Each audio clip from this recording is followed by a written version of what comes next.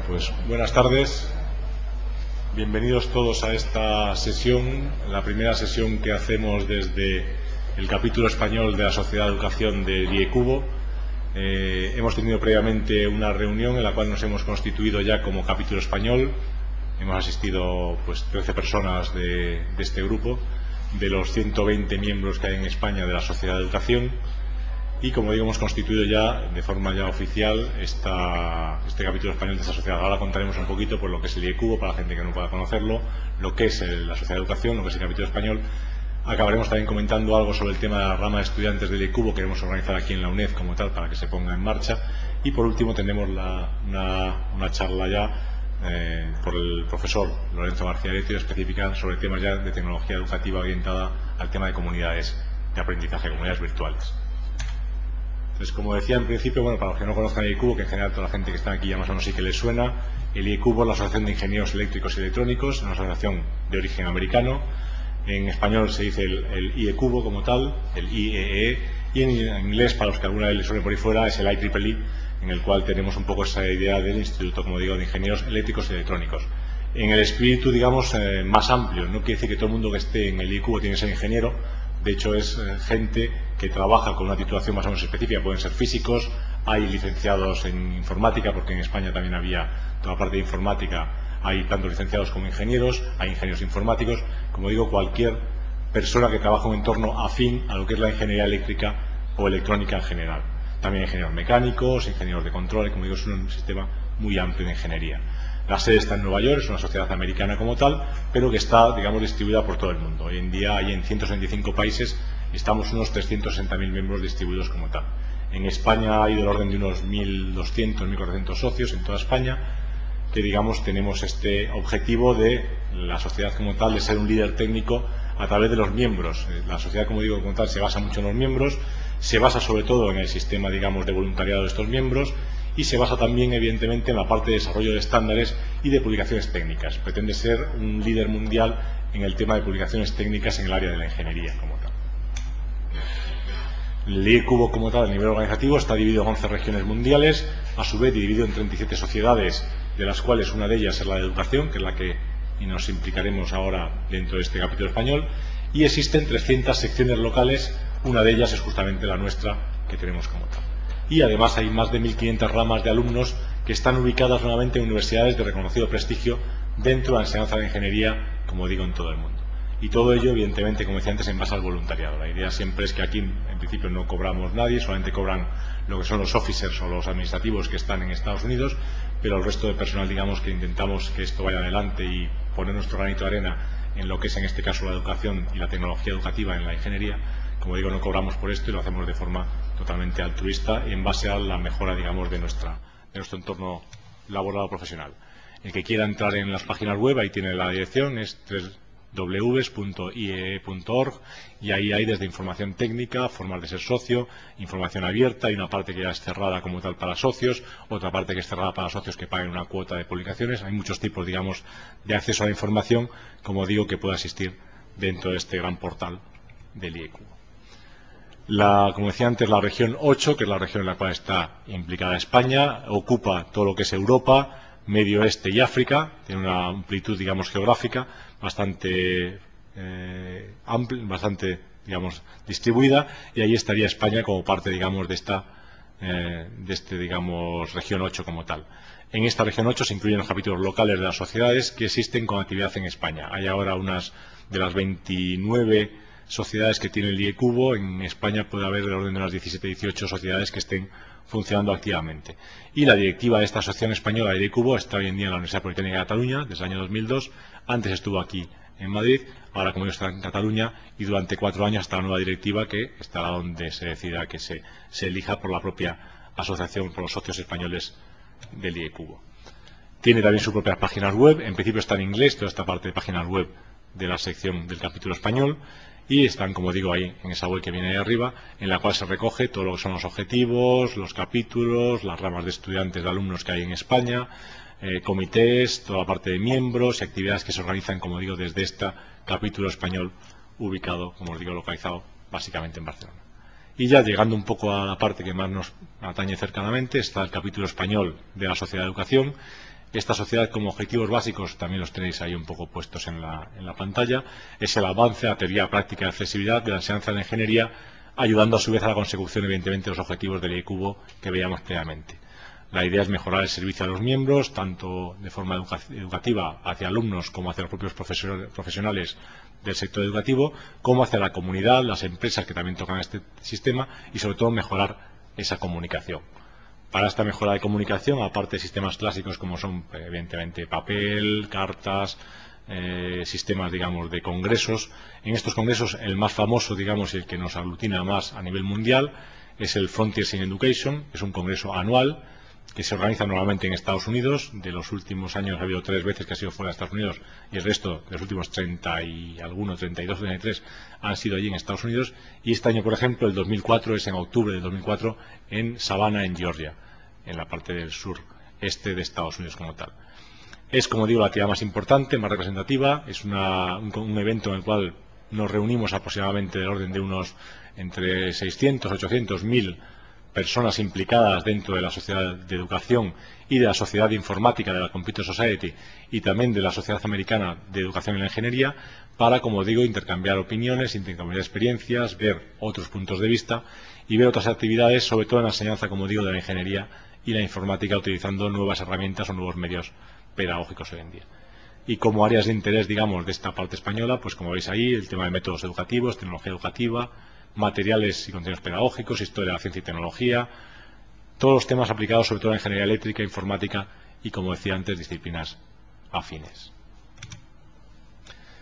El capítulo español, como digo, que es el que hoy hemos creado ya físicamente. Queremos que sea un lugar de encuentro de profesionales. Estos profesionales que decía antes, pues hoy en día somos 120 miembros que estamos implicados en esta sociedad de educación dentro de España en el IECubo, y queremos, como digo, pues compartir esos principios de la sociedad de cara a mejorar todos ellos nuestra presencia en la sociedad. Nos hemos constituido ahora y hemos nombrado una directiva por estos primeros 2 años de funcionamiento, entre el 2004 y el 2006.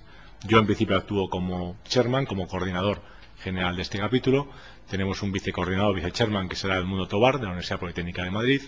El secretario es José Ángel Sánchez, del Instituto de Enseñanza Secundaria Juan Antonio Castro de Talavera de la Reina. Un tesorero, que es Francisco Mur, que también es de la UNED aquí en Madrid. Y luego 3 comités que hemos organizado dentro de este capítulo español, con un coordinador cada uno de ellos. En estos comités, al igual que anteriormente, hemos intentado también que, además de tener 3 comités amplios en actividades, estos comités estén distribuidos por el resto de la geografía española. El primer comité, que es el técnico de acreditación y evaluación, está como coordinador Martín Llamas, que es de la Universidad de Vigo, y en él la idea sobre todo es ver temas que enfocan hacia la tecnología educativa, desde un punto de vista técnico, de estándares, de plataformas, de aplicaciones que tienen que ver con nuestra forma, digamos, habitual de llegar hacia el alumno. También temas de acreditación. Hoy en día está muy actual todo el tema del espacio único europeo y la evaluación posterior de las titulaciones que tendrá que haber de acuerdo hacia la LOU. Y todos estos temas, como digo, son propios de lo que tendrá que tocar este comité dentro de lo que coordinaría, como digo, el profesor Martín Llamas desde Vigo. Un segundo comité también que está organizado es el de actividades, diseminación y web. En este la idea es ir viendo qué actividades se pueden organizar, actividades tanto técnicas como de diseminación, formas de llegar evidentemente a nuestros socios y a gente que quiera ser socia para irlas implicando también en la sociedad, y formas, como digo, de llegar hacia ellos vía usando pues el web u otras actividades propias de este sistema de diseminación y web como tal. Aquí el coordinador es Francisco Jurado, que es profesor de la Universidad de Jaén como tal. Y por último, el otro comité que nos queda es el comité de miembros y relación con otras asociaciones y entidades. Aquí el profesor encargado de ello es el profesor Francisco Azpega, que es de la Universidad de Zaragoza.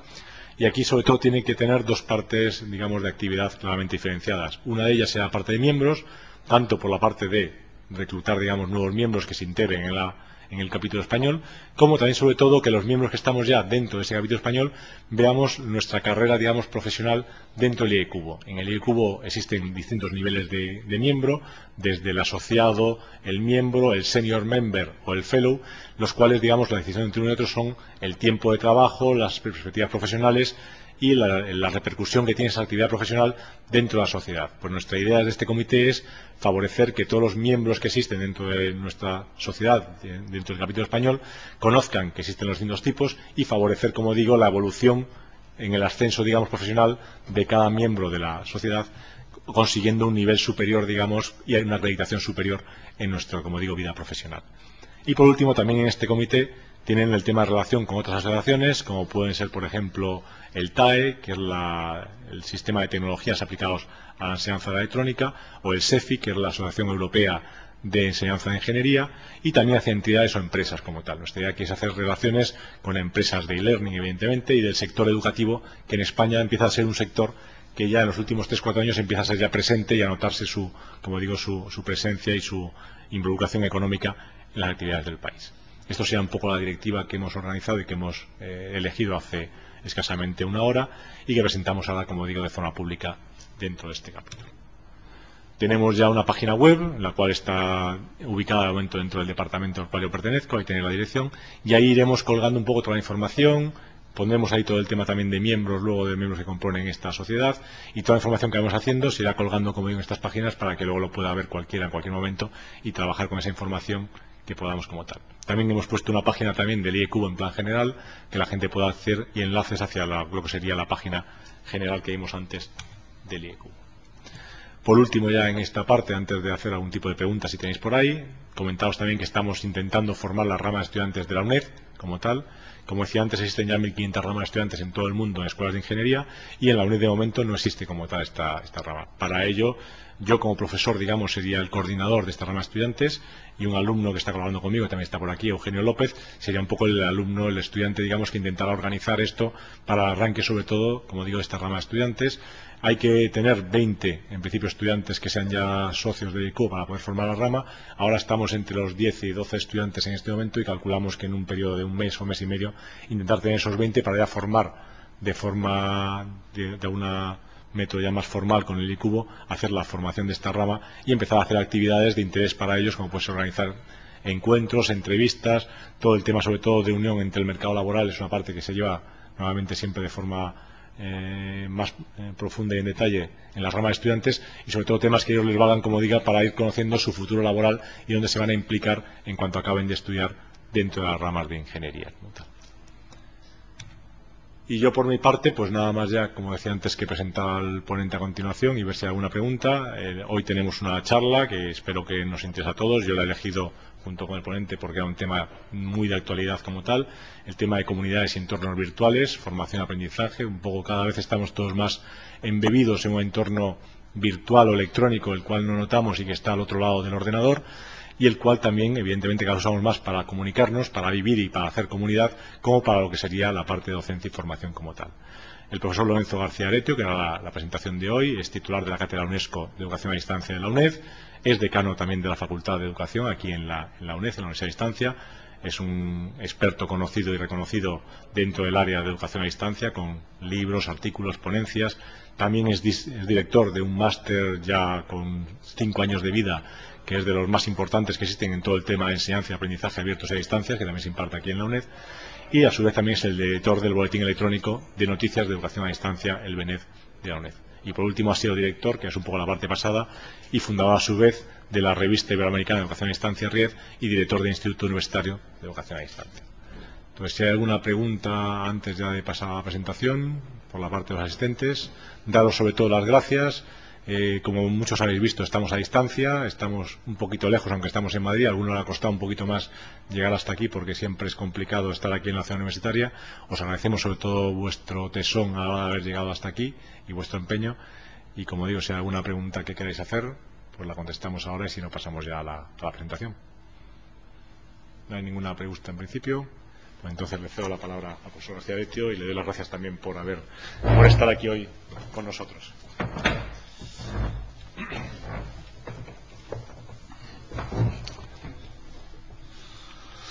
Pues muchas gracias, amigo Manuel, muchas gracias, amigo vicerrector.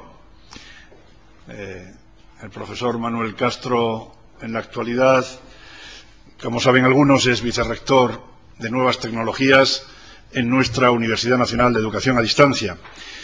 Es para mí un honor la invitación que me ha hecho la Sociedad de Educación, el capítulo español del IEcubo, porque se puede preguntar en algún momento qué hace un hombre como yo en un sitio como este.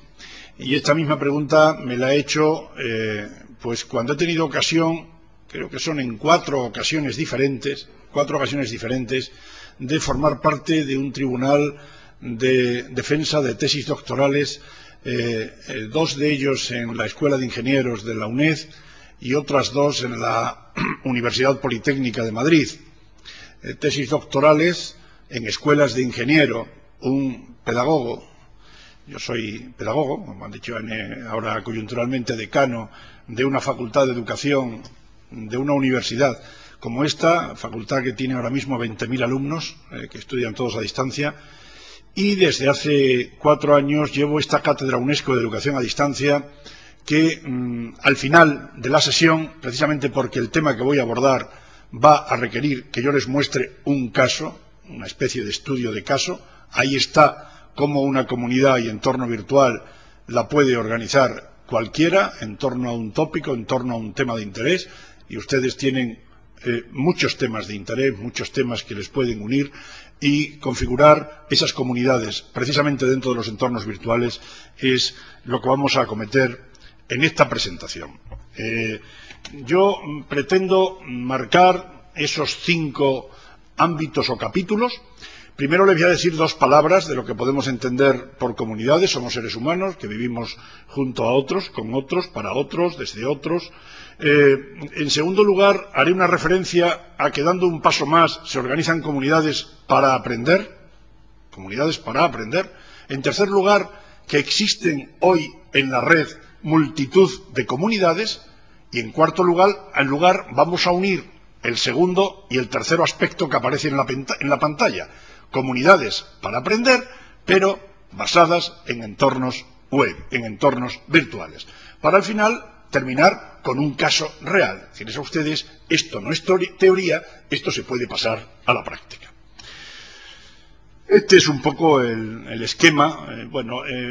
Retiré la animación que tenía toda esta presentación, porque cuando hacemos presentaciones que se emiten a través del sistema de TeleUNED, y esta es una presentación que se está transmitiendo, diríamos, para todo el mundo, pues estas transiciones no resultan muy prácticas, muy operativas a la hora de visualizarlas a través del sistema de TeleUNED. Por tanto, pues como digo, he suprimido las transiciones. Es el esquema un poco de la presentación. Iríamos al primero de los apartados. A la izquierda pretendo, para guiarles a ustedes, para que no nos perdamos ninguno, en cuál de los 5 apartados me encuentro. Comunidades. Bueno, simplemente aquí 2 palabras, no voy a aburrirles con planteamientos excesivamente teóricos de lo que es el mundo de la sociología, de la educación, de la formación, de la relación humana. Los seres humanos realmente constituimos comunidades precisamente que las basamos y las hemos venido basando históricamente desde que el ser humano es ser humano, basadas en un espacio. Es un lugar, un espacio, donde nosotros hemos necesitado comunicarnos con los demás, relacionarnos con los demás. Hemos tenido una unidad, es decir, algo que en el fondo nos ha interesado, una serie de intereses comunes. Nos hemos sentido satisfechos por pertenecer a esa comunidad. Y además se ha dado una circunstancia de armonía. Si no, no existe tal comunidad. ¿Para qué se han creado, para qué crean los seres humanos comunidades? Para estar con los demás, relacionarnos con los demás. El ser humano dejaría de ser humano, de ser ser humano, si no tuviese posibilidad de esa socialización, de esa relación con nosotros, establecer lazos que nos unen, compartir intereses y expectativas, creencias, valores, actividades, donde yo me siento a gusto con los otros que comparten esos mismos intereses, esos mismos objetivos, esas mismas metas, y de esta manera establecemos unos límites, unas identidades que nos diferencian de los otros que no están interesados en estos temas que a nosotros nos inquietan y nos preocupan. Y todo esto para decir que conformamos una comunidad, al menos durante un tiempo. Es decir, no coyunturalmente, que hoy nos hemos reunido aquí, no podemos decir que esto es una comunidad si esto no va a perdurar. Segunda parte, comunidades de aprendizaje. Si esas comunidades, esos grupos a los que me he referido en la diapositiva anterior, se configuran en torno a un tema que interesa para construir el conocimiento, para aprender, para crecer en saber, pues ahí se organizan y pueden establecerse diferentes tipos. Por ejemplo, aquellas que se focalizan a determinados ámbitos geográficos. Hemos organizado una comunidad para aprender, pero que está focalizada en este barrio, en esta ciudad, en esta comarca, en esta comunidad autónoma, en este país, o la que ahora viene siendo tanto habitual, pues a nivel del globo. Es una comunidad que hay un ámbito geográfico que la configura. Existen comunidades que a nosotros nos vienen importando mucho, que están relacionadas, bueno, con la escuela, con lo educativo, con lo formativo. Un centro, una escuela, una universidad, y ubicadas, que estas son en las que nos vamos a centrar finalmente, en espacios virtuales. ¿Cuáles son las características generales de las comunidades que se reúnen para aprender? No para otras cosas. No porque les guste reunirse para ir al cine y que la cinematografía les interesa. Esas mismas también se podrían convertir en comunidades de aprendizaje, porque les interesa más saber sobre ese tema, sobre ese tópico. En realidad, como características, suele haber una diferente experiencia entre los miembros. Las personas que configuran una comunidad de aprendizaje tienen diferente categoría en el saber exponer, en el haber aprendido con anterioridad, y estas personas en todas las comunidades empiezan a ser valoradas por sus contribuciones. Atención a esto, porque en las comunidades que se configuran en entornos virtuales, donde no nos vemos las caras, esto es fundamental. Existe en esas comunidades un objetivo que se comparte respecto a que todos queremos crecer en conocimiento. Nos hemos reunido para saber más de una serie de cuestiones. En el área de ustedes, pues está claro que si se reúnen en torno a esto es porque, de alguna manera, entre todos quieren colaborar, quieren aprender unos de otros. Hay un énfasis en cómo aprender a aprender. Es decir, cómo en este caso, al que vamos a llegar nosotros después, podemos organizar los conocimientos, los contenidos, nuestros intercambios para aprender por sí solos, para aprender más. Y luego existen siempre unos mecanismos para compartir. En definitiva, estamos hablando de unas comunidades que enfatizan la comunión de los miembros en torno a un tópico. Podría ser el tema de la electrónica, el tema de la electricidad, el tema de la teleformación, el e-learning, con el fin de experimentar nuevas o en algún caso menos nuevas formas de aprendizaje. Porque a lo mejor las formas no son tan diferentes de las que veníamos haciendo en nuestra aula, pero nos dan la posibilidad, por ejemplo, de hacerlas desde nuestra casa, o de una biblioteca, o desde una estafeta de correos, o desde un huerto. Formas de aprendizaje, en definitiva, que hacemos con otros, para otros, desde otros, en entornos colaborativos. El término colaborativo ha sido un término que se ha ido imponiendo, desde luego, en el ámbito pedagógico de forma muy clara, pero también gracias a esas tecnologías colaborativas que en muchos casos brindan ustedes desde la tecnología, desde su saber hacer en este ámbito, para integrarlo precisamente con los que podemos decir al menos alguna palabra en torno a cómo se aprende o cuáles serían las mejores formas para construir ese conocimiento. Pasaríamos al tercer aspecto de mi presentación. Bueno, si hemos hablado de comunidades, uno de los objetivos de algunas de esas comunidades es el aprender, comunidades de aprendizaje, y ahora hablaríamos de este fenómeno tan impresionante que desde que Internet saltó se ha venido desarrollando. Nosotros a Internet, si estamos interesados en este compartir con otros, le estamos pidiendo unas comunidades que posibiliten, que nos permitan comunicarnos para compartir los mismos intereses temáticos. Ustedes a través de Internet, a través del correo electrónico, a través de los foros, intentan configurar grupos a los que interesen temas similares a los que ustedes les ocupan y les preocupan. Comunidades que posibiliten contactar con personas por aquello del enriquecimiento, del valor añadido, que residen en otros países, con otras culturas, con otros enfoques de las problemáticas que a nosotros nos preocupan. Sería deshacer la capillita del entorno de nuestro departamento, de nuestra facultad, de nuestra empresa, para ir algo más allá, pero no solo fuera a otra comunidad autónoma, por ejemplo, española, sino más allá de las fronteras del propio país. Nos interesan comunidades que nos permitan acceder a informaciones relacionadas con temas de interés.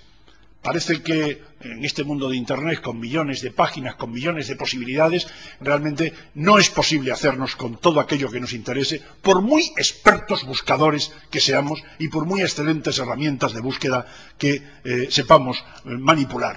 Y comunidades que posibiliten buscar de forma eficiente y compleja, como digo, información relacionada con el tema de interés. Sin embargo, a todos nos preocupa, aunque buscamos esas comunidades, comunicarnos con miembros de otras sociedades de Internet. Mire usted, no me interesa. Es decir, mis puntos de interés son estos. Y si me está interesando aquel otro núcleo que han formado tales personas, es porque hay un elemento que me puede unir a ellos y que sí me interesa. Y puedo configurar así, yo, individualmente, ser parte de algunas comunidades. Pero en definitiva, no me interesan comunidades de Internet en las que no traten temas que sean, como digo, puntos de vista coincidentes con mi formación, con mis aficiones, etcétera. No quiero recibir información que no me interesa. Bueno, el correo electrónico, no voy a dedicar 2 palabras a esto. Ya sabes, estamos recibiendo todos los días, cada vez que abrimos nuestro correo electrónico. No queremos perder el tiempo buscando potenciales interlocutores de interés. Y aquí se está brindando, por ejemplo, la posibilidad de unos interlocutores de Internet a través de esta sociedad, del IEcubo a nivel español o a nivel internacional. No queremos malgastar el tiempo buscando información que necesitan otros y que permanentemente están solicitándonos esa información. Nosotros no podemos dedicarnos a eso exclusivamente. De vez en cuando nos interesa también recibir. Y no nos interesa ser molestados durante la actividad por interferencias no deseadas. Estas comunidades, que las localizamos en este impresionante fenómeno que es Internet, se le viene dando muchos nombres. Se habla de comunidades virtuales, comunidades en línea, digitales, telemáticas, cibercomunidades, como yo las vengo denominando, cibergrupos, agrupaciones, congregaciones, comunidades electrónicas, mediadas por ordenador, etcétera, y un largo etcétera. Podríamos poner puntos suspensivos y si tuviésemos tiempo podríamos de alguna manera hacer una especie de brainstorming cómo se está viviendo esto o viendo esto a nivel de denominaciones en otros ámbitos. Creo que es secundario, pero sí que tengamos conciencia de que prácticamente estas denominaciones que aparecen en pantalla y otras más que pudiéramos nosotros agregar se están moviendo en torno a lo que yo les vengo poniendo de manifiesto. En realidad, los rasgos de una comunidad asentada en Internet es que existen comunidades de intereses por encima de las comunidades de espacio. Recuerdan ustedes en la primera diapositiva que les ponía, donde hablaba de que las comunidades se generaron en toda la historia de la humanidad en torno al espacio. Era el grupo de vecinos, era el grupo de parroquianos, era el grupo de personas afiliadas a un sindicato, a una asociación deportiva. El espacio, de alguna manera, era algo importante. En este sentido, el interés está por encima del espacio, a no ser que estemos hablando del espacio virtual. Estas comunidades nacieron en el mismo momento en que Internet se llegó a configurar como un elemento fundamental para la comunicación entre profesionales, entre profesores. Sabemos que la universidad fue en este caso, en este sentido, pionera, y naturalmente esto ha explotado, o ha explosionado, como se suele decir ahora, a nivel de toda la sociedad, una vez que aquello superó el ámbito universitario. Así, Internet, yo estoy convencido de que por mucho que se le sigue llamando autopista o camino vecinal, depende de las herramientas de que podamos disponer y de la calidad de los servidores, pero bueno, esto de la autopista, para mí desde luego yo creo que destaco más que sobre la autopista, camino, autovía o como quieran ustedes indicar, es un lugar de relación con nosotros, un lugar de interacciones con las demás personas, amén de que sea también un lugar de entretenimiento, un lugar de formación. Yo creo que el ámbito de la interacción, de la relación humana, sin tocarnos físicamente, es un elemento sustancial de este tipo de relaciones.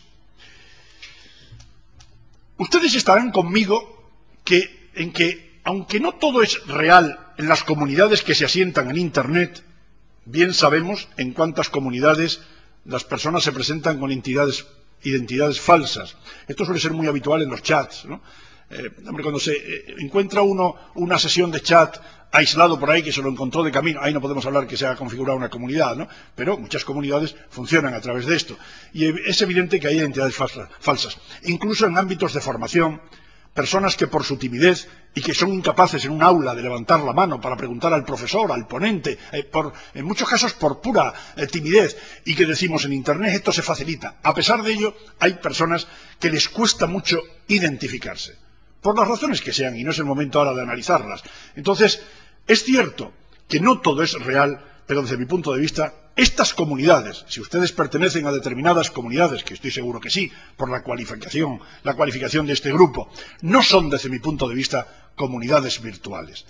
Si virtual lo contraponemos a real, estas comunidades, en efecto, no son virtuales porque son comunidades reales. Y les puedo dar lógicamente, información y noticia, y se lo daré al final, de lo que eso es y de lo que eso sucede en un caso concreto, como en tantos que existen en Internet. Ahora bien, si lo estamos refiriendo a actividades y procesos que se desarrollan a través de Internet, yo lo aceptaría. Si se hace el matiz, ya sabemos en los ámbitos académicos, cuando empleamos determinadas palabras y no nos llegamos a entender, es que primero nos tendríamos que poner de acuerdo en qué queremos significar con tal término, con tal concepto, con tal idea. Probablemente llegaríamos a más momentos de acuerdo. Por ello, bueno, yo me inclino por denominar genéricamente a estas comunidades como cibercomunidades. ¿Cuáles serían las características de una cibercomunidad en torno al calzado, en torno a la cinematografía o en torno a lo que a nosotros nos va a interesar después, a la formación y el aprendizaje? Bueno, que hay unos objetivos comunes, la gente se siente, tiene ese sentido de pertenencia. Yo soy miembro de ustedes son miembros de la IECubo, ustedes son miembros de la sociedad ustedes son socios de tal asociación deportiva. Bueno, si es deportiva, lógicamente alguna práctica, alguna realización habrá que hacer concretamente, aunque ya saben ustedes, yo les tenía también aquí una diapositiva muy interesante, ¿no? Saben ustedes que hay quienes defienden que se puede hacer también el sexo por Internet. Bueno, pues estamos en la misma, es decir, se llega a hacer el trabajo, se llega a hacer el estudio, se llega a hacer pues la charla, el coloquio, todo esto a través de Internet. Bueno, hay momentos o hay situaciones en las que Internet llega muy lejos, pero hay ciertas limitaciones, como ustedes podrán estar de acuerdo conmigo. Pero no les quepa duda que se llegan a crear, y soy un ejemplo de ello. Es decir, yo esto, aparte de que uno se preocupa en estudiar a cuestiones teóricas relativas a esto, porque es mi papel y me dedico a esto desde hace muchos años, es la vivencia personal que he tenido en estas cuestiones. Esas interacciones intensas y lazos emocionales fuertes que se te puede poner el vello de punta tecleando en un ordenador cuando estás comunicando con otra persona o con un alumno a través de Internet, en muchos casos de forma más cercana, de forma afectiva, intensa, en muchos casos mucho más que si le estuvieses dando con el codo al alumno que está en el pupitre sentado contigo.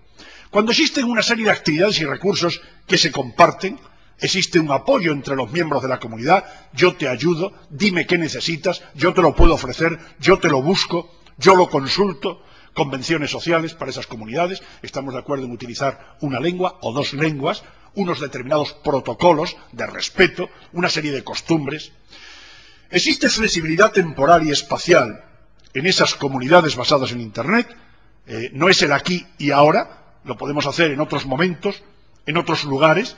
Una confianza y respeto entre gestores y miembros, se viene abajo la comunidad si eso no existe. Una voluntariedad de pertenencia, yo estoy porque quiero y mañana me doy de baja. No se puede insistir, ¿no? A veces qué difícil es que nos hagamos de algo que buscamos en Internet y que nos quieren retener ahí. Los técnicos enseguida en buscar las vueltas, pero los que son técnicos y nos quieren retener. Voluntariedad absoluta, multidireccionalidad comunicativa en todos los sentidos, de ahí la riqueza de una comunidad, esas posibilidades que son mayores que podemos tener a nivel presencial, ese uno comunicándose con todos, todos comunicándose con todos, la multidisciplinaridad, pero si es una comunidad en torno a un tópico dentro de ese tema de interés común. Por ejemplo, si es en torno al tema, que yo les diré dos palabras, de la educación a distancia en sus múltiples manifestaciones, pues desde todas las dimensiones en que se pueda acotar ese inmenso tema de lo que es formar, educar de manera no presencial.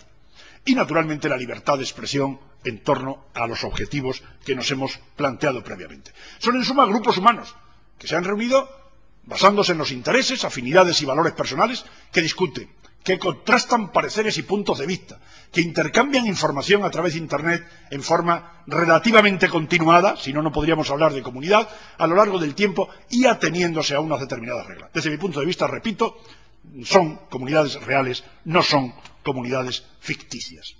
En estas comunidades basadas en Internet, les quiero a ustedes contar una anécdota que cuando estuve estudiando estos temas, tuvo intervención en una lista de distribución a la que ustedes le diré después dos detalles de ella, que coordino yo dentro de la cátedra UNESCO, y que, bueno, no es ninguna broma, son 1.800 miembros los que pertenecen a ella, y los 1.800 miembros son básicamente profesores de universidad o estudiantes de doctorado de los últimos niveles de España y de América Latina fundamentalmente, hay de otros países también.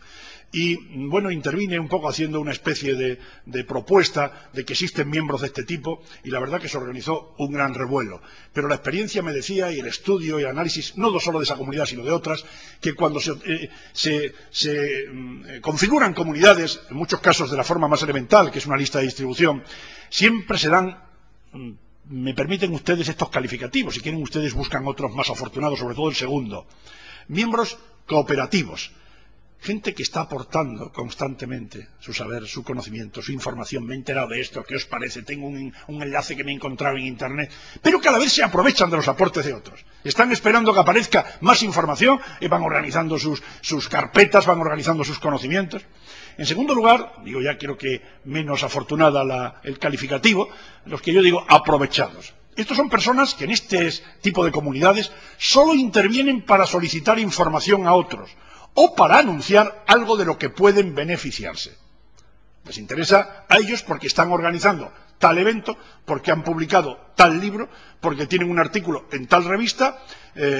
Ellos, ya digo, el calificativo no es el más adecuado, porque para mí esta gente puede ser también interesante. Ellos se aprovechan de toda la riqueza que allí se está generando, lo que pasa que yo digo, aunque quieran ustedes, entre comillas, un tanto de manera egoísta. Solo intervienen cuando estoy haciendo una investigación, me podrían informar dónde podría encontrar, o alguien me podría facilitar, y si es una comunidad activa, y les digo que de la que yo les puedo hablar es tremendamente activa, se vuelca cantidad de información diciéndole aquí tienes esto, en la universidad tal estamos haciendo tal cosa, ¿qué te parece si?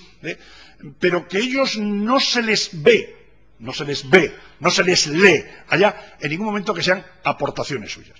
Luego están los silenciosos, que son pasivos, gente que por las razones que sean, o porque no se consideran preparados, o porque son muy tímidos y creen que no están preparados, pues están en silencio, pero se están aprovechando de toda la información, están aprendiendo, están beneficiándose de aquello, y luego evidentemente aquellos que se inscriben y sencillamente ignoran todo el caudal. Además han organizado un filtro y van a una carpeta todos los mensajes de tal, de vez en cuando le dan todos leídos, marcar a todos como leídos y a la liquidados, y naturalmente están allí. Bueno, no se acaban de dar de baja, pero allá están realmente como auténticos ausentes. Diría que esto se da prácticamente en todas las comunidades, tanto del ámbito de las humanidades como del ámbito en el que pueden formar parte probablemente muchos de los que hoy me estén escuchando. ¿Cuáles serían los componentes de una comunidad que se configura en torno a Internet? Bueno, evidentemente hay personas que están interactuando, unos objetivos compartidos, de los que ya hemos hablado, hay un espacio, aquel espacio que yo decía, el ciberespacio, evidentemente, es decir, hay una especie de lugar que lo estamos haciendo a través de las redes, a través de la red de redes, de Internet. Yo les sugiero a ustedes que si se animan a crear, o si ya pertenecen, se animan a crear una comunidad de este tipo, se generen unas normas, unas reglas, que las hagan lo más democráticas quieran, como ustedes las quieran establecer, pero unas más o reglas sí, porque si no, insisto, la comunidad se les va a venir abajo. Un tiempo mínimo de actividad, si no aquello deja de ser comunidad, aquello no.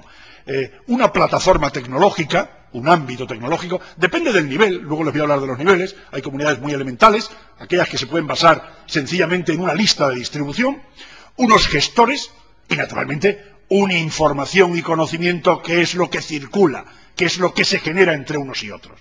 Y mínimamente hace falta una economía, pero entiendan ustedes esto como personas que están dando su tiempo vale un dinero, pero que a lo mejor no lo cobran, pero evidentemente alguien está haciendo funcionar aquello, y existe un servidor donde estamos ubicando la comunidad, y existe aquella persona que lo está moderando, que cobrará o no cobrará, pero alguna economía, alguna financiación dependerá del nivel o de los niveles en los que se mueva esa cibercomunidad. Y voy llegando a esto. Desde mi punto de vista, en los estudios que yo he realizado sobre esto, pues yo me he encontrado con que en cibercomunidades, comunidades asentadas en entornos virtuales, podemos encontrar estos niveles de compromiso. Pueden existir comunidades que se basan exclusivamente en lo más elemental, que mañana mismo lo podemos poner en funcionamiento y además de manera gratuita, una lista de distribución. Habría otro nivel de que esa misma comunidad se refuerza y configura un centro de recursos precisamente donde todos podemos aprender, donde todos nos estamos, y están ahí enlazados una serie de recursos, de documentos, de artículos, etcétera. A lo mejor se dota a la comunidad de un boletín o de una revista, crea un espacio de foros, genera un área restringida solo para aquellos que ya quieran formar parte entrando con una clave en aspectos concretos de debate, de investigación, de formación. Y finalmente, diría un nivel más allá, sería que además se dota de un programa formativo de posgrado, habitualmente en las comunidades de este ámbito. Podrían no ser de posgrado, pero al menos en el ámbito que nosotros nos movemos estaríamos hablando de esto. Bueno, y pasaríamos a la cuarta parte. Estas cibercomunidades centradas en el aprendizaje. Son las mismas, pero que en este caso nos reunimos porque queremos aprender. Cibercomunidades que se reúnen porque desean fomentar el aprendizaje sobre un área. Generar, compartir, usar y aplicar el conocimiento. Serían estas a las que se les suele llamar habitualmente... Yo formo parte de una comunidad virtual de aprendizaje. Las comunidades virtuales de aprendizaje. Son reales, vuelvo a decir. Están formadas por personas que generan sociabilidad. Y si las personas generan sociabilidad, lo pueden hacer tomándose unas copas ahí que se reúnen la semana que viene, o todos tal para jugar unas partidas y para debatir, pues charlar. Son reales porque debaten, se informan, se intercambian, aprenden. Y yo por eso me inclino por denominarlas comunidades de aprendizaje en entornos virtuales. O sencillamente, utilizando la misma denominación de antes, cibercomunidades de aprendizaje. A mí, hablar de comunidades virtuales, a no ser que se haga la aclaración a la que aludía en alguna de las diapositivas primeras, realmente no me acaba de llenar. Son no comunidades virtuales, sino comunidades de aprendizaje asentadas en entornos virtuales. Bueno, y les voy a decir a ustedes dos palabras de que todo esto, desde mi punto de vista, es posible. El caso de la CUED. La CUED es la Cátedra UNESCO de Educación a Distancia. Evidentemente pueden ustedes suponer que yo no trato de hacer publicidad de un ente como es una cátedra UNESCO de educación a distancia ubicada aquí en la UNED. Esto lo pueden imaginar, por eso pido disculpas si alguno puede pensar. Es simplemente un ejemplo que retrata perfectamente el estudio teórico anterior que yo les he hecho a ustedes.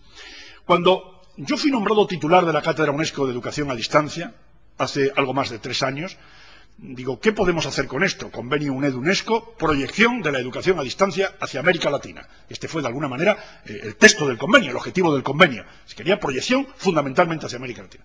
¿Dónde ubico esto? Evidentemente, en un servidor de mi universidad, de la UNED. ¿Quiénes formarían esto? Pues todas las personas que en el ámbito de la lengua española, siempre se refiere a ámbito de nivel superior, estén interesados en todo lo que haga relación con la educación a distancia. En todo lo que haga relación. La educación a distancia de hoy, sobre todo la que está asentada en nuevas tecnologías. ¿Qué temas y actividades la centrarían? Exclusivamente la educación a distancia. Y en esto animo a aquellos que quieran, a partir de hoy, a partir de mañana, configurar una comunidad con todos los niveles que yo he referido, o con 3 de ellos, que sean en esto tremendamente claros. Dejen las normas a tal nivel de claridad que cuando interfieran otros aspectos, y ya hemos tenido experiencia en estos 3 años muy fuertes, y hablo de números grandes, no son pequeñas cosas, de que el tema central es la educación a distancia, y mire usted, no permitimos otras interferencias. Lo agradecen los miembros de la comunidad, como ustedes no se pueden imaginar. ¿Cómo se organizaría? En torno a los niveles que ahora les digo a ustedes 2 palabras.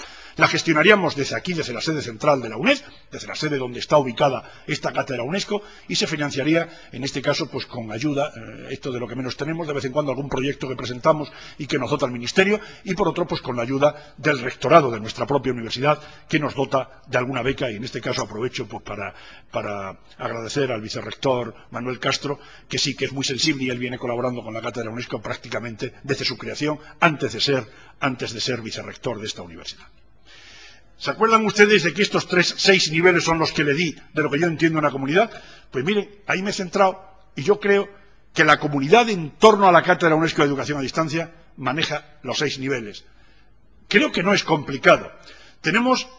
Vamos a ir viendo cada uno de ellos, es decir, para no aburrirles, y ya estoy terminando, no les voy a cansar mucho más. El primer nivel es lo primero que creamos, una lista de distribución en la que yo me animé a invitar a unos 80 profesionales de la educación a distancia que yo conocía por mis relaciones en Iberoamérica. Bueno, pues uno ha ido muy preocupado por estos temas de la educación a distancia, he tenido mucha ocasión de viajar por toda América Latina, y entonces allí tenía contactos de gente relevante, invité a unos 70, 8, ¿qué os parece si en torno a la cátedra UNESCO generamos un ámbito del prácticamente yo diría que el 90 y tantos % dijeron que sí, y los que no, pues probablemente sería por correos de estos que ya son direcciones muertas, etcétera. Así nacimos con aquella lista de discusión que nació hace 3 años, en febrero del 2001. Esta lista Coedistancia, que naturalmente es de participación absolutamente gratuita, para que vean ustedes unos datos de ella, hay actualmente 1.900 miembros, 28 países representados, se han generado en 3 años 5.400 mensajes, unos 40 mensajes por semana, y las medias desde hace meses son superiores. Siempre hablando de tecnologías, de plataformas, de tutoría a distancia, de teorías de la educación a distancia, de evaluación en la educación a distancia. Para que vean ustedes, ahí está, no les aburro, países cómo vienen participando sus miembros, el número de miembros que configuran esta posibilidad, que como digo, mañana mismo cualesquiera de ustedes en temas que les puedan ser de interés, aunque entiendo que algunos de los que estén aquí sentados o nos estén viendo o escuchando allá en la lejanía, les puede probablemente interesar este ámbito para estar informado de ello. Nivel 2, ¿lo hicieron ustedes? Pues sí, montamos un centro de recursos que tienen ustedes ahí la dirección y que yo, sinceramente, les animo a echarle un vistazo. No cuesta mucho darse una vuelta por ahí y ver si posiblemente algunos recursos, sobre todo los más centrados en el ámbito tecnológico, porque tienen ustedes ahí cantidad de áreas de interés. Hay unos 1.549 archivos con 718 imágenes, 18.000 hipervínculos. Son recursos y más recursos, artículos, documentos internacionales sobre toda esta temática. Aquellos que son más teóricos, hay incluso una distribución en 14 áreas, temas teóricos de la educación, temas tecnológicos, temas de plataformas, temas de tutorías, donde encuentran decenas y decenas de documentos en los que a lo mejor algunos les pueden a ustedes interesar. Nivel 3. ¿Y nos creamos algo a nivel informativo? Pues sí, generamos un boletín electrónico de noticias de educación a distancia, que lo tienen ustedes en esa dirección, pero que además, bueno, insisto, yo a esto sí que les invito. Mañana mismo ustedes se pueden suscribir y cada 15 días van a recibir este boletín que recoge las noticias que en los medios electrónicos de comunicación se han publicado en los últimos 15 días relacionados con temas de tecnologías aplicadas a la educación. No tienen ustedes que andar, bien es cierto que estamos primando lo publicado en lengua española. Se está primando claramente, por el enfoque que le queremos dar iberoamericano.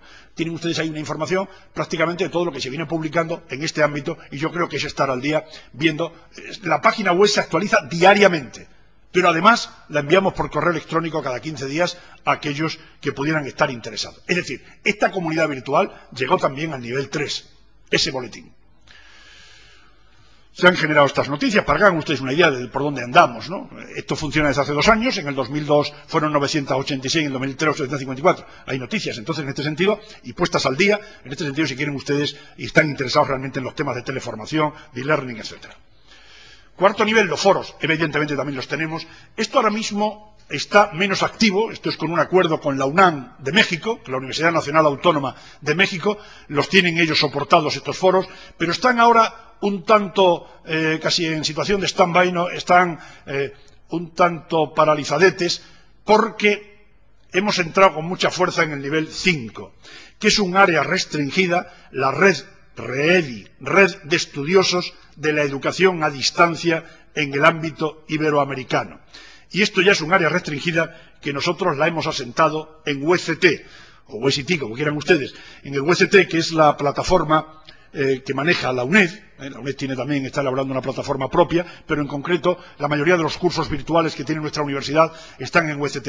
Pues ahí se ha creado una red de estudiosos para investigadores que ya quieren tratar temas concretos, porque claro, en la lista pues se tratan muchos temas y a veces se interfieren en los debates. Aquí pueden ustedes abrir foros de grupos. Pues nosotros es que queremos manejar y debatir sobre las tecnologías. Aquí tenemos un grupo de 10 personas. Ustedes tienen ahí eso restringido con su foro particular para las 8 personas. Pueden ustedes generar documentos, pueden ustedes organizar sesiones de chat que nadie les va a interferir, solo para ese grupo. Bueno, esto lo estamos brindando naturalmente a todo el que quiera participar. O sea que también tenemos ese área como digo, restringida en nuestra comunidad de aprendizaje en entorno virtual. Y finalmente, pues también nos dotamos de un área de formación, un máster internacional, antes lo decía Manuel Castro, en educación a distancia, y no se nos llena la boca aquello de decir internacional. Esto fue pionero en la UNED, en curso internacional impartido íntegramente a distancia a través de Internet. Les estoy hablando a ustedes del año 99, año 2000. Se venían haciendo en otras universidades experiencias en Internet, bastantes, ¿eh? Ya sabemos, por ejemplo, la UOC, pues nació en el año 95. Bueno, realmente, aparte de la UOC, en nuestra universidad se venían haciendo muchas experiencias años anteriores. Pero algo que íntegramente se realizase a través de Internet, nosotros, allá en 99-2000, fuimos pioneros, llevamos las ediciones que llevamos. El máster tiene una duración de 2 años, con unas 80 unidades didácticas, con máxima interactividad, las tesinas se defienden por vía telemática, y, bueno, 28 países y 314 alumnos. Esta diapositiva, aunque no sé si la ven ustedes bien, es simplemente para hacerles ver cuáles son los países más representados en estas ediciones, y que realmente es un máster que yo, insisto, yo a ustedes precisamente no les voy a vender el máster, como es lógico, no les interesan estas cosas que van más allá, y sus centros de inquietud pueden estar en otro ámbito, pero les quiero decir que lo que supone el valor añadido y el enriquecimiento de los puntos de vista de estos estudiantes, que están el ecuatoriano con el argentino, con el mexicano, con el español, como digo, les aseguro, más cerca que si se estuviesen tocando con el codo en el pupitre de la mesa y de su centro de estudio, realizando trabajos comunes. Para mí está siendo una experiencia que, claro, cada año lo vamos mejorando, vamos incluyendo actividades de otro tipo, y realmente nos está dando un gran resultado. En fin, yo les he querido a ustedes analizar que en un estudio de casos, esos 6 niveles de los que yo hablo en comunidades de aprendizaje en entornos virtuales se pueden desarrollar, y el ejemplo se lo muestro pues con la comunidad de la Cátedra UNESCO. Esta Cátedra UNESCO, la CUED, es solo esa muestra de esas posibilidades, y naturalmente yo les invito a participar en ella o a crear con un grupo de ustedes, y además dentro del IECubo me parece que hay muchas posibilidades para funcionar, al menos en algunos de estos niveles a los que yo me he referido, de forma clara y contundente, y les aseguro que no es complicado, siempre que haya unas cuantas personas, no demasiadas, que se comprometan a moderar, a estar ahí encima, a echar su tiempo, a trabajar con estas cuestiones. Así que nada más, ha sido un placer. Muchísimas gracias. Ahora, si quieren ustedes... gracias. Si quieren ustedes, estaría dispuesto, Manuel, no sé si tenemos tiempo, si quieren alguna pregunta o alguna cuestión que quieran plantear, con mucho gusto se la trataría de resolver, si es que soy capaz de resolvérsela. Bueno, a mí el resultado es sumamente interesante. Yo creo que a un nivel, digamos, de enseñanza inmediato, estas comunidades las podemos crear, y de hecho estamos actuando a nivel de asignatura, ¿no? Así es. Así es. Efectivamente, las asignaturas que podemos denominar virtualizadas o que tienen de alguna manera un soporte web, pueden generar prácticamente casi todos estos ámbitos. Es decir, yo soy consciente que incluso aunque no hay plataforma virtual, es decir, los inicios de nuestro máster, que se iniciaron antes de que se generase toda esta...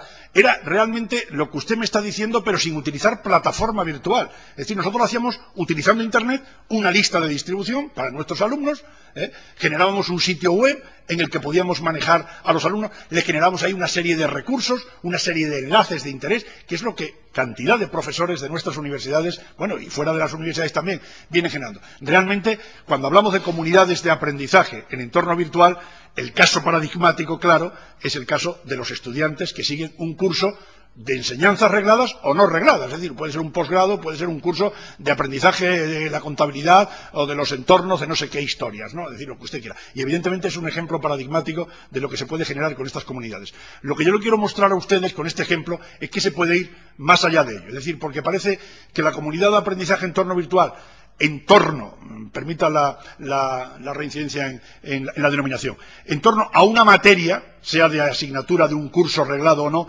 la verdad es que de alguna manera nos lo dan bastante hecho. Nos dicen, estos son tus alumnos, y trabajar con ellos al menos nos lima una serie de obstáculos con los que nos podemos encontrar con este otro tipo de comunidades abiertas. Pero como ejemplo claro, es ideal el que usted señala de una materia, una asignatura de cualquier carrera o de cualquier tipo de estudios. Sí, efectivamente.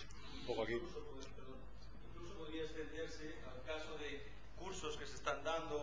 De expertos universitarios que son enseñanza no reglada, que dan enseñanzas especializadas, y luego podrían crearse pues comunidades de exalumnos que comparten sus experiencias, y que, en fin, yo creo que eso daría después una proyección a la enseñanza que se está haciendo, ¿no? Sin duda. Esto que usted señala, es decir, tanto en universidades o en instituciones que no estén llevando a cabo, como puede ser la UNED, que todos sus cursos y todas sus enseñanzas son a distancia, ya sabemos que en las universidades presenciales esto está al orden del día, es decir, que todas las materias de aquellos profesores que de alguna manera quieren estar más al día, están plasmando, apoyándose en lo que son las tecnologías. Y evidentemente usted ha ha señalado concretamente un hecho que es los antiguos alumnos. Es decir, desde ahí, todas las posibilidades, o si quieren ustedes, entre comillas, todo el poder que tenemos unos docentes y unos profesores que, si somos medianamente buenos, somos muy aceptados por los alumnos y que generalmente consejos u orientaciones que podamos dar a nuestros alumnos pueden ser tremendamente recogidos por ellos. Estos alumnos que salen de nuestras aulas, sean aulas virtuales o sean aulas presenciales, estarían en una magnífica disposición si se les orientase en este ámbito, y es una forma de crecer, es una forma de mantenerse actualizado, es una forma de no desengancharse, porque aunque hace años nuestros padres decían yo ya aprendí en la universidad todo lo que tuve que aprender y realmente casi no les fue necesario aprender más, en nuestro caso hoy naturalmente nadie puede aceptar que con lo que aprendí ayer diría pues si aquello no me sirvió de nada. No, hombre, creo que sirvió de mucho porque es la base de lo que venimos aprendiendo ahora. Está claro que ha tocado usted ahí un punto de con los antiguos alumnos que muchas veces quedan absolutamente olvidados y abandonados de las preocupaciones de una universidad, de una escuela, de una facultad. Me parece que es un ámbito interesantísimo para esto. O aquí, focalizando también un poco en lo que decía Lorenzo ahora, aquí en la UNED, de hecho, estamos haciendo también experiencias en la línea de hacer comunidades dentro de la UNED como tal. De hecho, por ejemplo, la Facultad de Educación tiene un proyecto de intentar integrar verticalmente en la facultad toda una comunidad, y también desde la UNED tenemos la idea de intentar integrar tanto en departamentos como en facultades y en otros órganos administrativos, buscar esas comunidades, digamos, de lo que hacemos el día a día, llevarlo un poquito más allá. O sea, que aparte de vernos en el pasillo, vernos en el café o vernos en los sitios, también vernos, digamos, electrónicamente o vernos de una forma cooperativa distinta, digamos, a ese aspecto, ¿no? O sea, también vamos un poco en esa línea de montar comunidades tanto educativas como del día a día y de la vida como tal. Es que esto que dice Manuel es que es tan evidente. Es decir, nosotros que nos vemos en la cafetería o en los pasillos, en las facultades, incluso lógicamente en nuestra universidad, ¿no? Porque los profesores somos de carne y hueso y estamos aquí, ¿no? Incluso aquí, como digo, por hablar de una universidad que en este sentido se creó desde el principio, pues con su modelo de enseñanza a distancia, con su material impreso, su teléfono, su correo, y que naturalmente ha ido evolucionando. Es que hombre, no me cuesta precisamente convencerle a las personas que me están escuchando, porque son de un ámbito, pues lógicamente, desde mi perspectiva, muy querido por mí, porque además nos necesitamos apoyar en ellos, ¿no? Y vivir con sus iniciativas y aprovecharnos de sus iniciativas. Es convencer a otras personas de que estos ámbitos virtuales nos permiten y nos dan pie para ir mucho más allá de lo que puede ser esa conversación. Evidentemente, de lo que puede ser mi sonrisa, mi gesto, mi palmada en la espalda que le doy a mi compañero ahí en la cafetería, a esto no puedo llegar. Evidentemente el calor humano, pero sí puedo llegar a otra cantidad de relaciones con esos mismos compañeros que me reúno para hablar del partido de ayer, o qué tal te ha ido, o qué tal tu familia, o qué tal de estas cosas que son realmente tan interesantes, ¿no? Y tan afectivas, y para hablar y plantear algo que además tiene un efecto multiplicador y que se están aprovechando de él todos los miembros de esa comunidad que están ahí dentro. Hablaba Manuel ahora, pues sea un departamento, sea una facultad, sea una universidad, donde todos nos podemos enriquecer, y no solamente el compañero con el que me he estado tomando el café, que le da una información, además de preguntarle por su familia y hablar del partido de ayer, o sobre todo del partido que se va a jugar este fin de semana, pues lo digo para los que nos estén viendo desde fuera o escuchando desde fuera, es que este fin de semana se juega el partido Real Madrid-Barça, que bueno, para aquellos que les interese el fútbol, yo creo que es algo que siempre sí llama la atención. Aparte de eso, yo le puedo decir a este compañero, oye, pues viste, te informaste, tuviste conocimiento, y se está enterando solamente aquel con el que me estoy tomando el café. De la otra manera, el efecto multiplicador que tiene una comunidad virtual es impresionante. De esto a veces no están convencidos, bueno, aquellos que son reacios a este tipo de actividades y que son un poco reacios y resistentes a las tecnologías. Saben ustedes que en la educación, en el ámbito de la formación, las resistencias, quizás en todos los ámbitos, pero yo me muevo en el que me muevo, las resistencias a la innovación son clásicamente terribles. Es decir, innovar en educación es llamar loco a aquel profesor que quiere implementar un sistema, y es que ilustres profesores, ilustrísimos, y además con gran proyección, incluso internacional, están criticando que, claro, lo que ellos han hecho les ha ido muy bien, haciéndolo como lo estaban haciendo, planteando lo que estaban planteando, y que no me vengan ahora con otra serie de métodos. Son reacios, evidentemente. Nosotros en el ámbito de las humanidades realmente nos podemos felicitar porque tenemos profesores que están muy convencidos de esto, pero ¿cuánto cuesta convencer a aquellos que le siguen hablando de usted al ordenador, a todo lo que suena a informática y a tecnología? ¿Cuánto cuesta? A veces, sin embargo, es admirable ese profesor mayor que está todo el día preguntándote, es admirable porque quiere estar ahí, pero sí que nos cuesta mucho acabar de convencer. Yo creo que esto va a ser cosa de muy poquitos años. Es decir, tendremos que entrar, sí o sí, es decir, no va a haber más remedio que entrar en las tecnologías. Pero yo creo que tenemos que hacer un esfuerzo, las personas que estamos convencidas de las posibilidades de las tecnologías aplicadas a la educación, por ir convenciendo a nuestros entornos, a nuestros departamentos, a nuestra gente más cercana, de que realmente esto es una vía esencial para elevar la calidad de nuestra formación, de nuestra educación. Esto es absolutamente determinante y claro, ¿no? Ya no tiene, diríamos, discusión. Podemos discutir la forma, podemos discutir el que además de esto, bueno, la presencialidad, vale, podemos, todo lo que ustedes quieran, pero utilizar las tecnologías como efecto multiplicador de las posibilidades que puede tener nuestra docencia en el ámbito de la ingeniería, en el ámbito de las humanidades, en cualesquiera que ustedes quieran plantear. Esto ya es hoy evidente, ¿no? ¿Una pregunta más? Ahí, sí. Quería preguntarle, en una situación en la que se inicia una comunidad virtual, ¿cuáles son los principales riesgos que cree que pueden hacer fracasar los objetivos que pretende esa comunidad? Bueno, yo le hablé de algunos antes, en el sentido de que los gestores, los gobernantes le llaman otros, ¿no?, de esa comunidad, los gestores, procuren no desviar el tiro. Es decir, que diría, sean flexibles, pero inflexibles en cuanto a los objetivos que pretende la comunidad. Es decir, cuando la comunidad derive a tratar otros temas que son ajenos y que nos puede resultar muy divertido. Otra cuestión es que usted, por ejemplo, tenga en un ámbito de una plataforma virtual, pues áreas, como puede pasar en esta de VCT que nosotros venimos utilizando, ¿no?, donde montamos áreas de contenidos, áreas por módulos, y luego hay un espacio ahí de cafetería, de intercambio, para contarnos todo lo que queramos. Pero si desviamos el objetivo para el que nos hemos reunido, evidentemente la comunidad puede caer.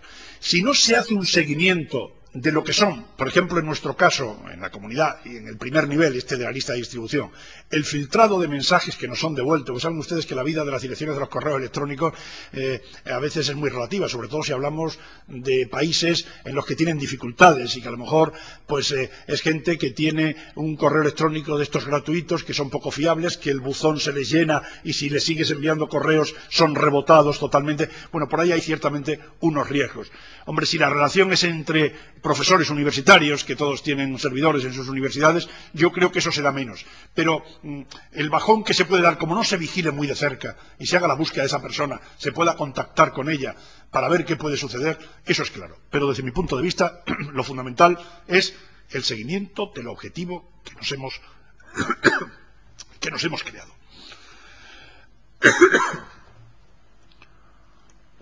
¿Alguna pregunta más?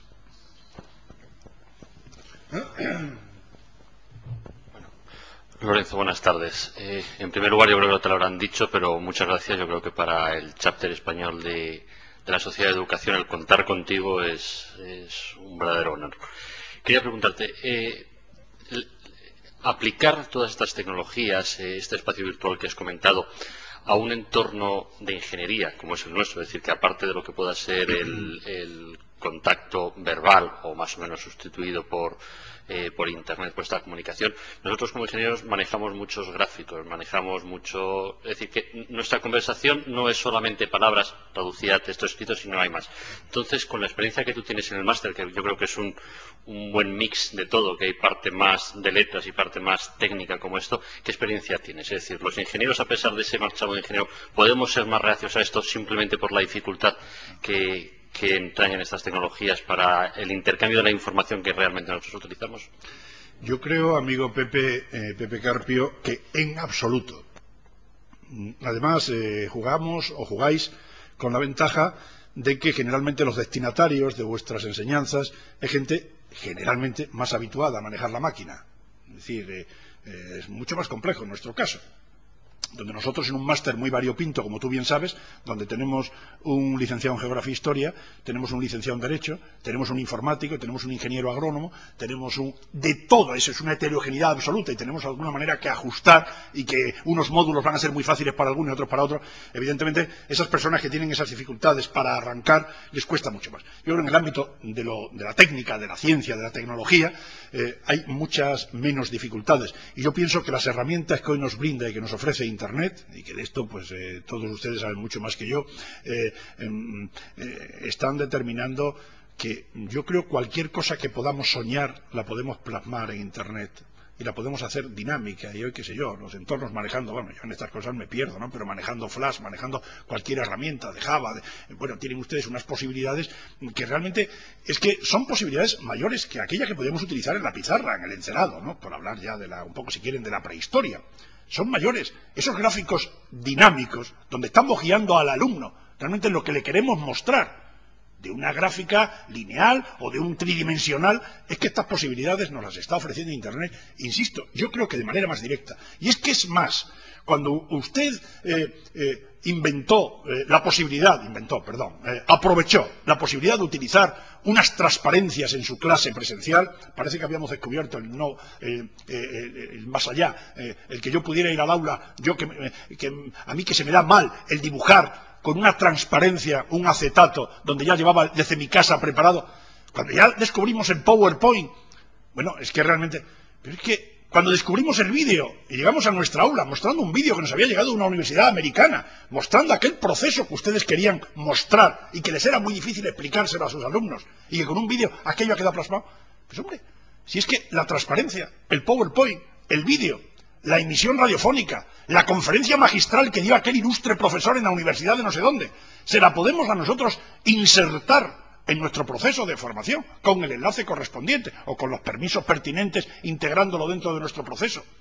Es que evidentemente las ventajas, desde mi punto de vista, son todas, son absolutas para cualquier proceso. Y desde luego en los ámbitos de la tecnología, que juegan ustedes con la posibilidad de que lo manejan habitualmente. Hombre, también sé que hay ingenieros que son reacios a estas cosas, con perdón, ¿no? Sé que no todos los ingenieros de alguna manera se apuntan al carro de esta innovación, de utilizar las tecnologías para la enseñanza, quiero decir, ¿no? Pero ustedes, que de alguna manera tienen muchas más facilidades para todo esto, tienen unos receptores que parece que están más, bueno, pues dispuestos a utilizar estas herramientas, más convencidos, porque por eso de alguna manera, entre otras cosas, quieren estudiar una ingeniería. Yo creo que al 100%. Me parece que hay que apostar fuertemente por esto, tanto desde las instancias como nosotros lo hacemos de una universidad a distancia o una universidad virtual, que no, nosotros no queremos ser de ninguna manera una universidad virtual, somos una universidad real, pero que de alguna manera estamos proponiendo cursos de estos, o desde las universidades presenciales, que cantidad de ellos tienen ya cursos de posgrado y asignaturas presenciales que utilizan sistemas virtuales también. Me parece que no hay casi, diríamos un casi ningún límite, pues para propuestas casi de cualquier tipo. Yo lo único que apuntaría más sería el tema de que la única limitación hoy en día sigue siendo esa autopista, ese camino vecinal que decíamos antes, o esa superautopista que habrá en el futuro, ¿no? O sea, de momento sí que para el tema de ingeniería muchas veces hace falta un poquito más de dinamismo y de poder tener un poquito más de ancho de banda que te permita pues meter algún tipo de nuevos medios para que sea algo más visual. Pero aparte, la limitación únicamente es, como dice ahí Lorenzo, la imaginación que tenga cada uno y el tiempo que pueda dedicar a hacer un sistema más perfecto, más dinámico y también más caro en recursos, tanto de tu punto de vista como desde el punto de vista del propio usuario final, ¿no? Ahí tenemos un par de preguntillas más. Bueno, a mí se me ocurre también que una vez creado el sistema puede tener su propia inercia, ¿no? Y su propia dinámica, y que a lo mejor no hace falta emplear tanto tiempo, sino que los propios pertenecientes a la comunidad lo mueven. Sí, es absolutamente cierto. Es decir, bueno, hasta el punto que nosotros en algunos casos hemos tenido miedo a decir, a ver si nos va a venir la comunidad abajo con este tipo de mensajes que hemos publicado ahora. Por ejemplo, hablando de lo más elemental, de una lista de distribución, ¿no? Y yo, a la persona que me modera, yo coordino todo lo de la Cátedra UNESCO, pero bueno, tengo colaboradores, ¿no? Digo, vamos a ver, no, estos mensajes los vamos a publicar. Es decir, y no hay en la lista, no hay censura en absoluto. Es decir, si está claramente que están hablando de algo que tenga que ver con la educación a distancia o las tecnologías, ya puedan estar poniendo un mensaje que a la UNED la ponen de vuelta arriba. Aquello se publica.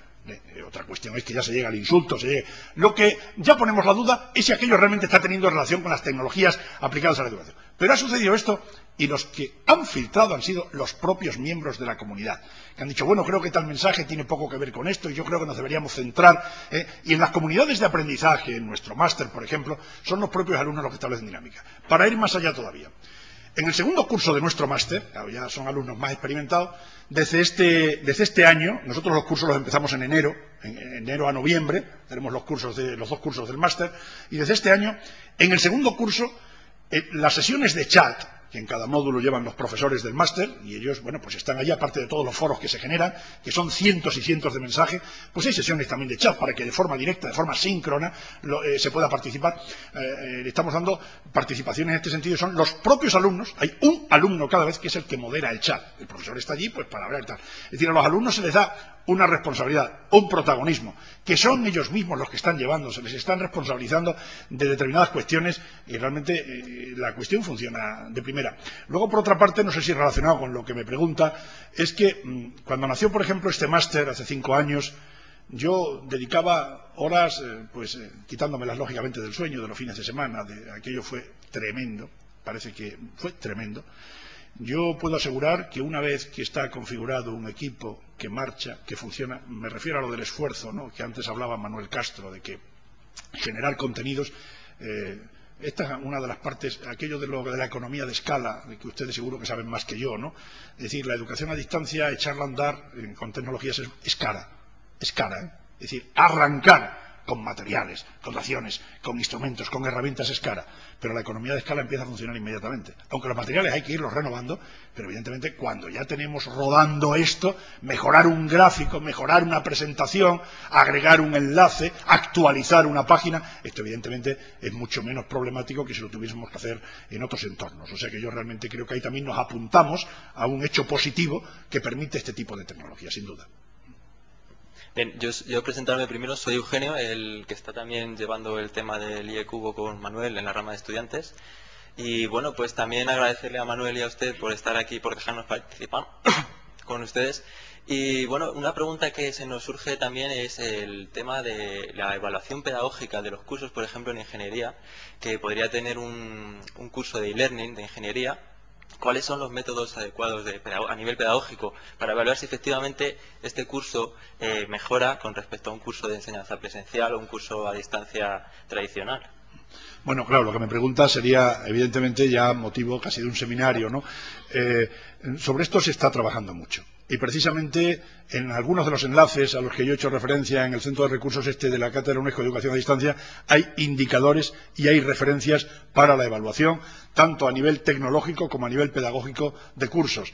Incluso me consta que en la UNED se ha estado trabajando también con esto en algunos proyectos precisamente de la Asociación Iberoamericana de Educación Superior a Distancia, de una universidad ecuatoriana, del Centro de Recursos Iberoamericano, el CREAD, es decir, que se han estado realizando estudios para estándares, para indicadores de educación a distancia. Y yo puedo en esto también decirte que tuve la ocasión de participar en la evaluación como evaluador externo de un importante proyecto que se hizo financiado por la Unión Europea, y una vez que el proyecto estaba, yo fui, insisto, uno de estos evaluadores externos, precisamente con indicadores y con elementos importantes para hacer una evaluación global desde la perspectiva tecnológica, organizativa, pedagógica, es decir, que de esto hay.